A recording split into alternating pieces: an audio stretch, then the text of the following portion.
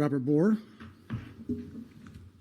Ms. Yoakum went on record shortly after the 2020 election saying, "I have faith and confidence in the election results in Lancaster County and around the country." An honorable person would respond that Ms. Yoakum's blind faith and confidence in any so-called election results are irrelevant. Elections are not grounded in blind faith, but in verifiable fact. Yoakum went on to say, politicians who lie about election results through baseless allegations of voter fraud seriously harm our democratic system of government. Was she saying the same about Clinton and many other Democrats after the 2016 election? An honorable person would say politicians who make baseless claims about election integrity in the absence of transparency and verifiability are the ones doing serious harm to our constitutional republic. Excuse me. Yoakum went on to say, across the country, dedicated civil servants are counting ballots. An honorable person would say, across the country, brainwashed and compromised civil servants are not counting ballots, but rather feeding them into computerized tabulators that they know nothing about and that can easily be programmed to cheat. Yoakum went on to say, there is no evidence of any large-scale fraud with mail-in ballots. An honorable person would say, there is no chain of custody with mail-in ballots, and that opens the door wide to fraud. Secretary Evans said so himself. Yoakum went on to say, this isn't about political parties, it's about faith in the American system. An honorable person would say it is not about faith in the American system. The American system is not built on faith.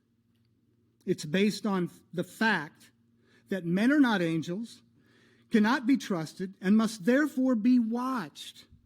Hence the checks and balances throughout the division of powers at multiple levels. The condition upon which God hath given liberty to man is eternal vigilance, not faith in men.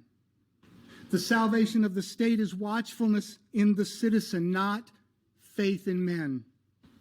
It has become clear that this board conspired with the SOS office and the Lancaster County Election office last July to gaslight voters, to defraud us of transparency, and to deny us of our God-given right to self-government through verifiably honest elections.